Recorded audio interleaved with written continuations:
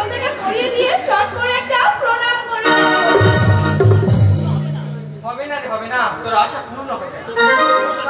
তোর ছোট কাকু এ বাড়িতে আমাদের তোমারও কি ঠাকুমার মতো মাথা খারাপ হয়ে গেছে? কাকুকে আনতে গেছি, কাকু অবশ্যই আসবে। যাই, কাকু আসছে কিনা আমি এগিয়ে গিয়ে দেখি।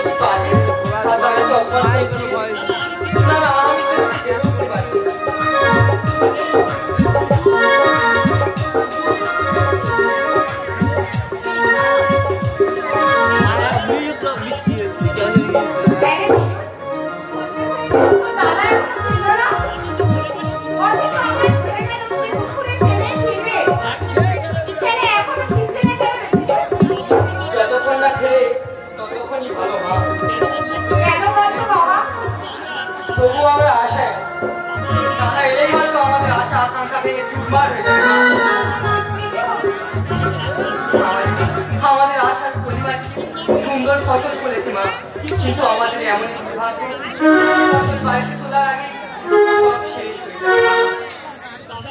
দাদার স্বপ্ন মুখ ফিরিয়ে নিয়ে দাদার বুকে তুলে নেবে এক রাশ ব্যথা।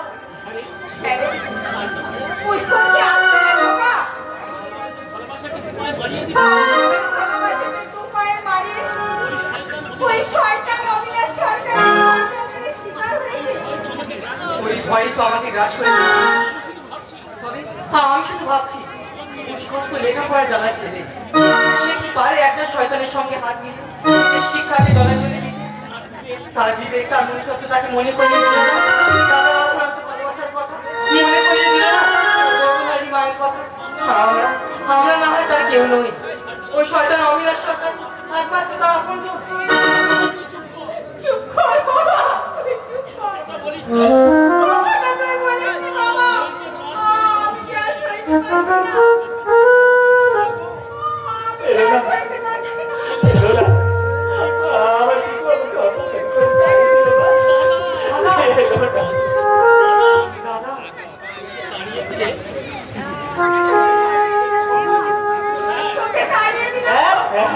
না না, তাড়িয়ে দেবে কেন জানো না?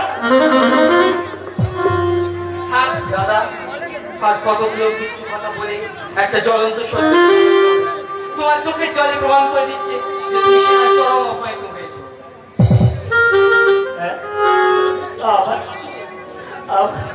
আমার চোখে চোখ দিয়ে জল হেরে পড়াছ। আমার সাথে আজ আজ কি আমার কান্না সাজে? আজ আমার বড় মানুষ, আমি শুধু হাসবো, প্রাণ তুলে হাসবো।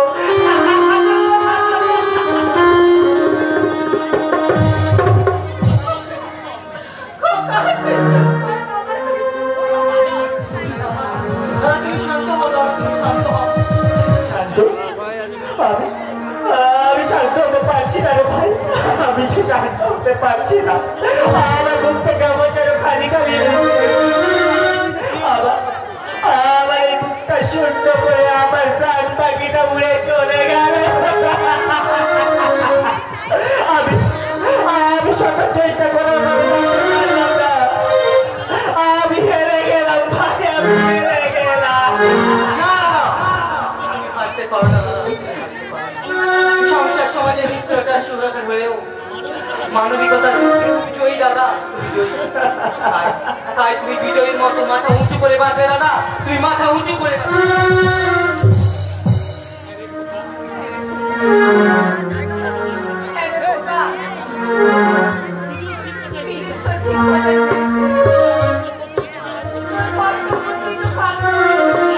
না না, আমার কর্তব্যটা বেশি পালন করতে পারিনি, তাই তো আমার দিকে আমাকে এভাবে অবজ্ঞায় দূরে সরিয়ে দিল। আচ্ছা মা বলো না, আমার অন্যায়টা কোথায়? কোন অপরাধে আমার দিকে আমার মুখে তুলে দিল ভাই?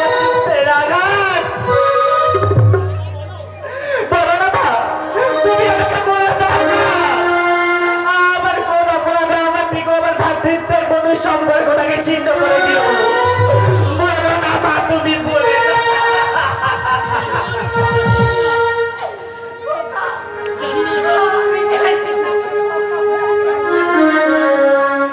তোমার মনে আছে মা, ছোটবেলা আমি টিকু আর পিকু তিনজনে একসাথে হাত ধরে গান গাইতাম। আমরা তিনটি ভাই একসাথে খাই আর গান গাই। আমাদের দিদিতে নাই, আমার সেই একটি ভাই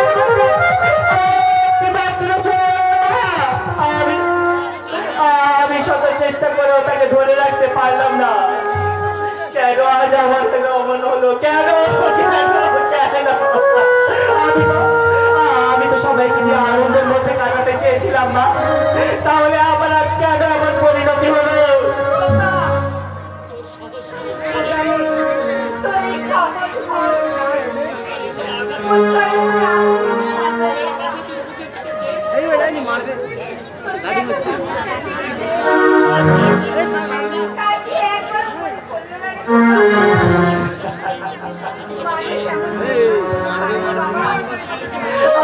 আমি যে বড় বেশি আশা করেছিলাম মা, তাই তো আমার ঈশ্বর আবার আশার দিকটা ছিল করে নিয়ে দিল। আমার আশার দিকটা ছিল করে নিয়ে দিল।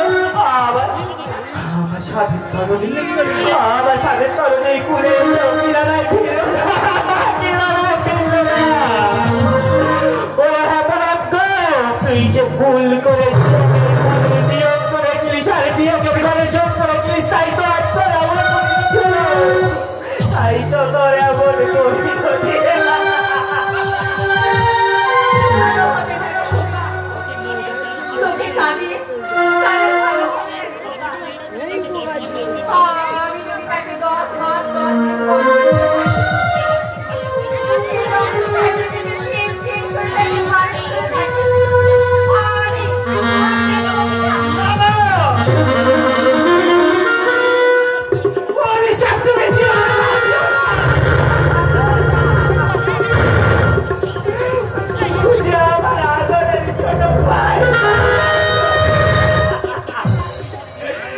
তাকে অভিশাপ দিলে, অভিশাপ যে আমার বুকে বেশি করে বাঁচবে,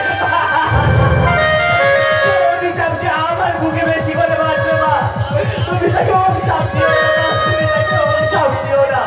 বলছো বাবু, আজকে বাবু তুমি তাকে আশীর্বাদ করো, জীবনে সে যেন জয়ী হতে পারে মা, উন্নতি করতে পারে।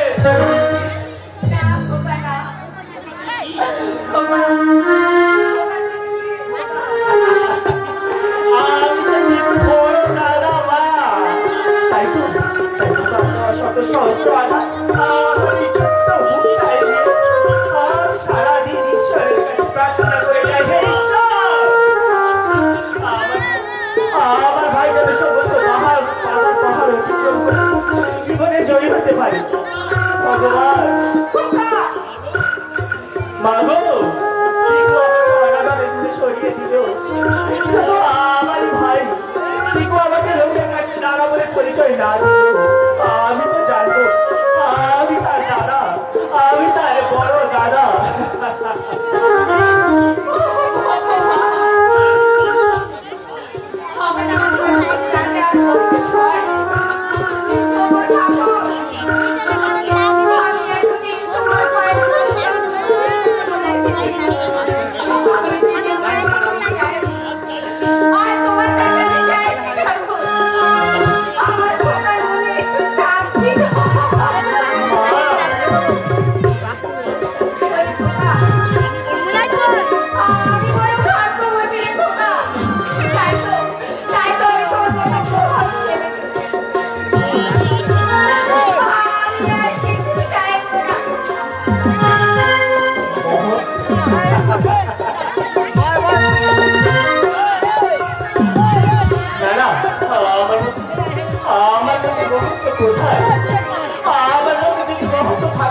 তাহলে কি আমার ভাইয়া আমাদের অবস্থায় দূরে সরিয়ে দিতে পারতো, নাকি আমার অবাধ্য হইতে পারতো?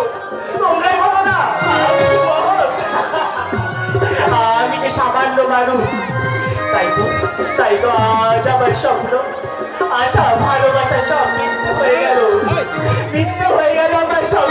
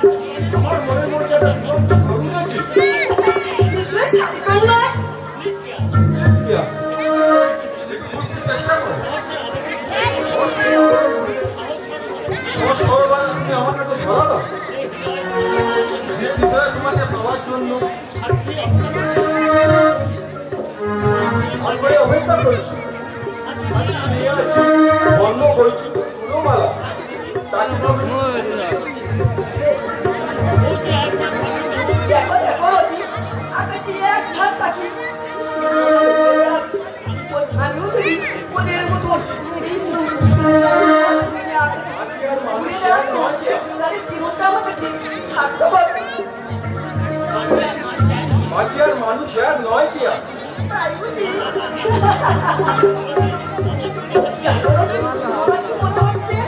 কি মনে হচ্ছে পরীক্ষা ঘুমোচ্ছে তো মানব পরীক্ষা ঘুমোচ্ছে তো তোমারি পড়ছে জীবন আমার গোপন হলো তুমি যে আমার কি তোমার তুমি যে আমার কি তোমার তোমারি পড়ছে জীবন আমার গোপন হলো তুমি যে আমার চিনো আধারো তুমি যে আমার চিনো আধারো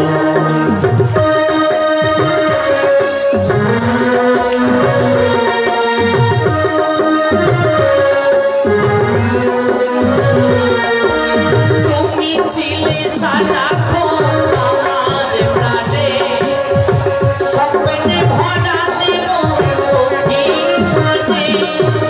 তুমি ছিলে সারাক্ষণ আমার প্রাণে স্বপ্নে ভরালো অভিমানে তোমারি মমতা আমার সকলে আশা রাঙিয়ে দিল তুমি যে আমার চিনো আশা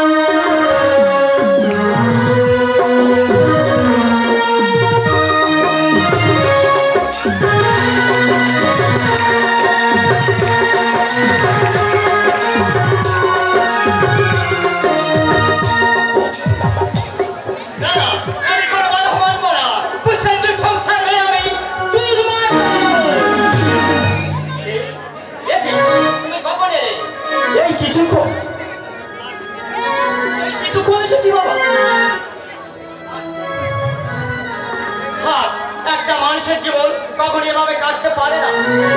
কেন কেন বাবা কেন? আমি তো বেশ সুখে গেছি বাবা। জীবন সম্পর্কে তোমার কোনো অভিজ্ঞতা নেই বলেই তুমি এ কথা বলতে পারছো। মনে রাখো, জীবনটা তো ছেলে খেলার জিনিস নয়। ছেলে খেলার জিনিস নয় বলেই তো তীর্থস্থানকে আমি শান্তিস্থল বলে গ্রহণ করেছি বাবা। সংসারের প্রতি তোমার এই উদাসীনতার কারণটাকে জানতে পারি? তা জেনে তোমার লাভ কি বাবা? সংসারের মধ্যে তোমার কোনদিন কি ধরা দেবে না? সংসারের প্রতি তোমার কি কোনো কর্তব্যই নেই? কর্তব্যের কথা বলছো বাবা? বলতে পারো মানুষ যে কাজ করে চলেছে তা কি কর্তব্যকে আহ্বান করছে? না বাবা, না, করছে না। কর্তব্যের বেড়াজাল ভেঙে ওই মিথ্যার পিছনে গা ভাসিয়ে সকলেই শুধু সুখের কি লড়াই বেড়ে যায়। তাই কর্তব্য কথা কি কেতাবি পুলি ছাড়া আর কিছুই নয় বাবা। কেতাবি পুলি ছাড়া আর কিছুই নয়। আমার অনুরোধ বাবা, আমাকে দাও। জোর করিয়ে তোমার এই সংসারের চিড়িয়াখানায় প্রবেশ করিয়ে আমাকে তুমি একটা বিবেকহীন জানোয়ার তৈরি করো না বাবা। বিবেকহীন জানোয়ার তৈরি করো না। ওই সুন্দর আকাশ অর্থাৎ চাই না বাবা। তবে কি চাও? আমি চাই সাধারণ মানুষ হয়ে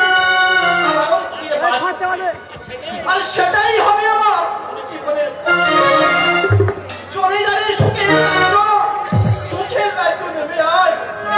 গলা ধরে কাঁদতে শিখি গভীর সমবেদনায়, গভীর সমবেদনায়। ফিরতে ফিরতে ঘুরে বেরিয়ে আজ আমার এই মনে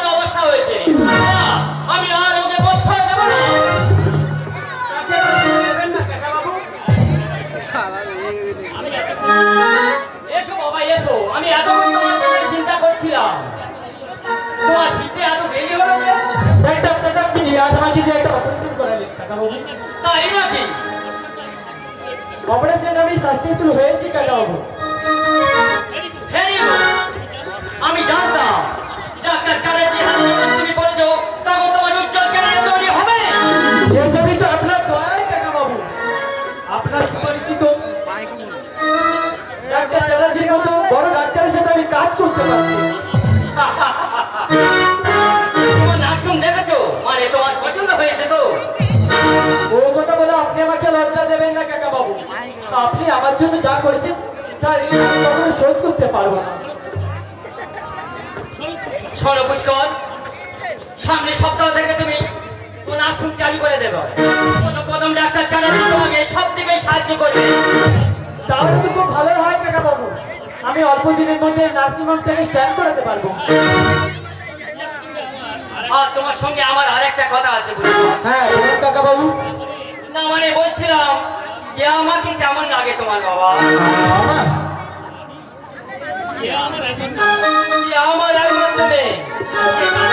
আমার ইচ্ছা হয় না, কিন্তু মেয়ে হয়ে জন্মেছে যখন বিয়েও দিতেই হবে। তাই আমাকে আমি সৎ পাত্রের হাতে সম্পাদন করতে চাই।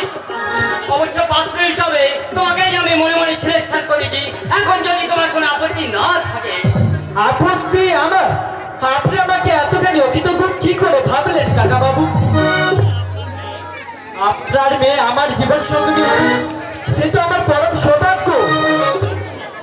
জানতাম বাবা তুমি আমার কথা রাখবে, কিন্তু না আর কোনো কিন্তু নয়। না মানে আমি বলছিলাম কি, বিয়ের ব্যাপারে আপনি তো একটা নিজস্ব মতামত আছে নাকি? কে আমার মেয়ে আমার কথার অবাধ্য কোনদিন হবে সে বিশ্বাস আমার আছে। তাহলে সামনের মাসে আমি তোমাদের বিয়ের দিনটা ঠিক করেছি বাবা। কথা আছে না, শীঘ্র। সে আপনি যা ভালো বুঝবেন তাই করবেন কাকাবাবু। আমি আর কি বলবো। আচ্ছা আমি এখন চলি, আমার প্রণাম দেবেন।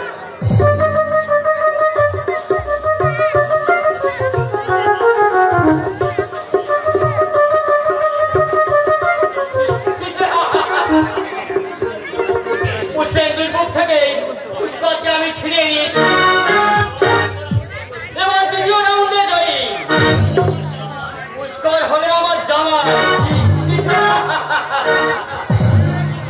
পুষ্পেন্দু চৌধুরী আমার বিরুদ্ধে আদালতে সাক্ষ্য দিয়েছে। আর তারই ফলে সেই অপরাধের বোঝা মাথায় নিয়ে একদিন আমাকে গ্রাম ছেড়ে শহরে চলে আসতে বাধ্য হয়েছে। আজ আমি সেই প্রতিশোধ নিতে পেরেছি।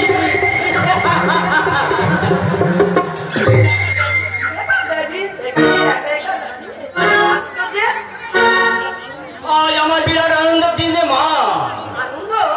হ্যাঁ রে মা, যুদ্ধে জয়ের পর মানুষের আনন্দই হয়। আমি তোমার কোনো কথা বুঝতে পারছি না ড্যাডি। আমি তোর বিয়ে ঠিক করে ফেললাম রে মা।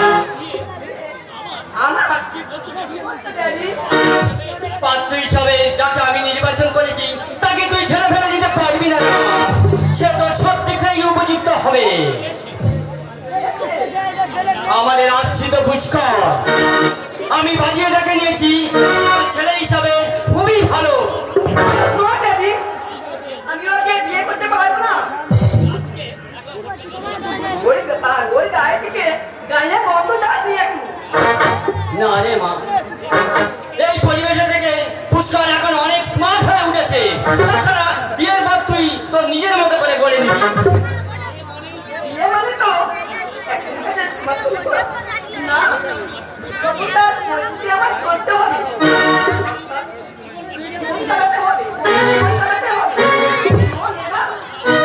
না আমি কিছুতেই পারবো না ড্যাডি। আমি ভাবতে পারছি না ড্যাডি। বোকা মেয়ে, তোর স্বাধীনতা সে হস্তক্ষেপ করবে কেন? পুষ্কর তো এখানেই থাকবে।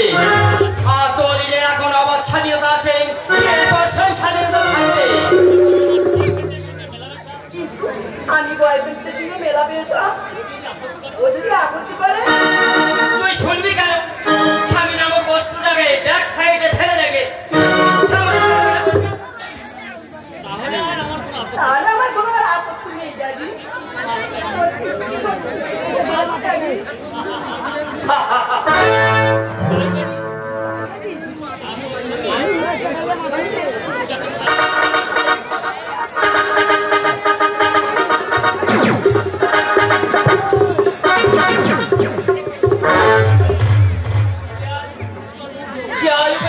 মুগ্ধ। এবারকে আর কথা কথা বলবে পুষ্কর, আর দেয়া চলবে আমার নির্দেশ মতো।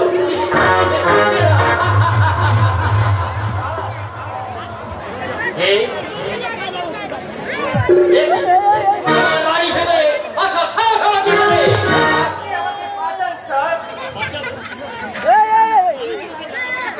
বাঁচাবো? আমি তোমাকে বাঁচাবো? কেউ যদি নিজের মৃত্যু আমার হাতে তুলে নেয়, কেউ কি তাকে বাঁচাতে পারে?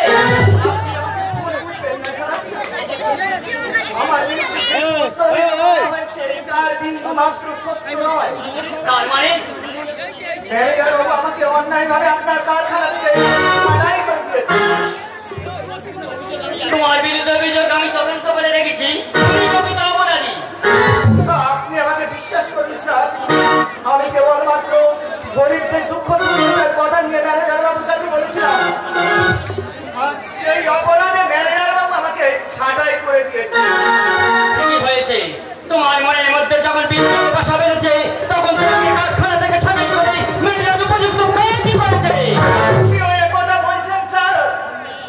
অন্যায় আমি বসাই দেবো, এ কথা তুমি কি করে ভাবলে? বেশ, এটাই যদি আমি অন্যায় করে থাকি, আমি ঈশ্বরের নামে শপথ করে বলছি, আর কখনো আমি ওই চরিত্রের হয়ে মুখ খুলব না।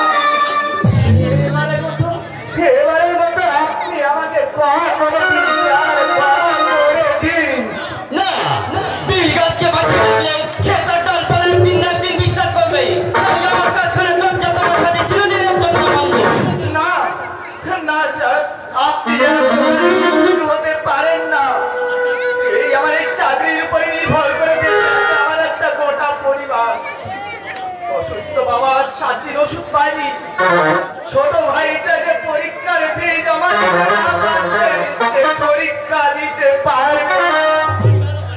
এদিকে বাড়িওয়ালা বাড়ি ছাড়া হুমকি দিচ্ছে। এই মুহূর্তে সব অন্ধকারে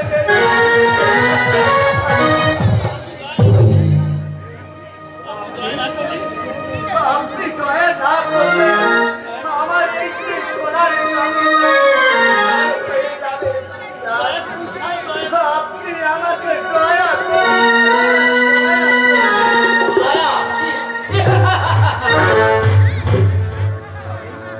আমি আপনার কাছে কিছু হাত জোড় করে ক্ষমা চাইছি। আপনি আমাকে নিরাশ করে দেবেন। অনেক আশা নিয়ে আমি আপনার কাছে আমার এই কর্মদক্ষতা দেখে আপনি ছেলেটাই পারে এই উল্লাসকে বাঁচিয়ে রাখতে। আর সেদিনের সে কথা মনে করে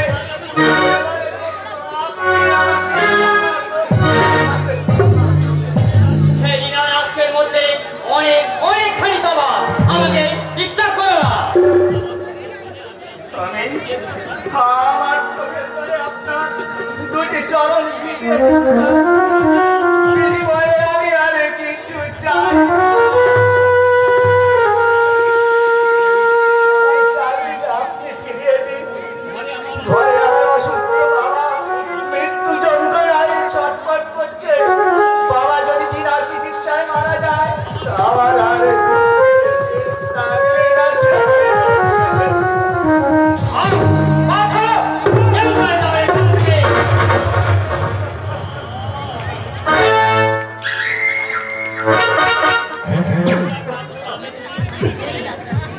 কাতর আবেদনের বিনিময়ে চরম আঘাত। ভালোবাসা আজ ভয়ের শিশির বিন্দু হয়ে ঝরে পড়ছে। ভগবান,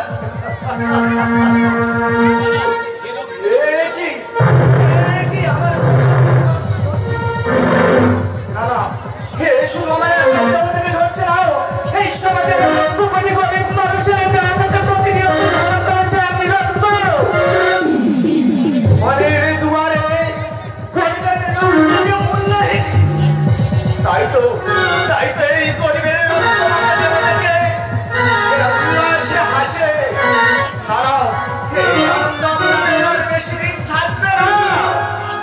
আসিতেছে শোভনে, ধীরে ধীরে বহু বাড়িতে চেনে না।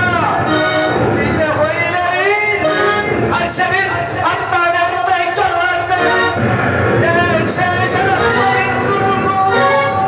এই দলিত মানুষের চুমুক দিয়ে নেবে। আর সেই দিন আর বেশি দূরে নয়।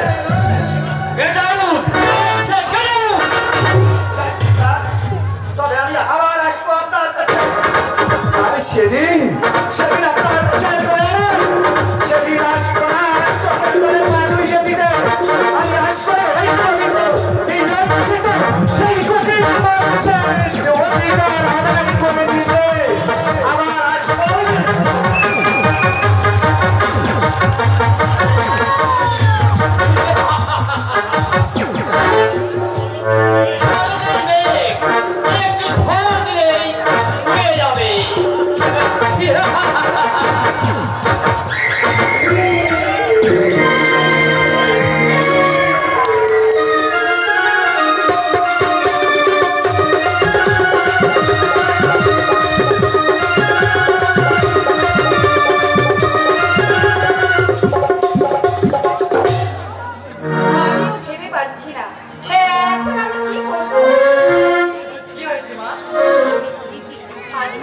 তুই কি সংসারের কেউ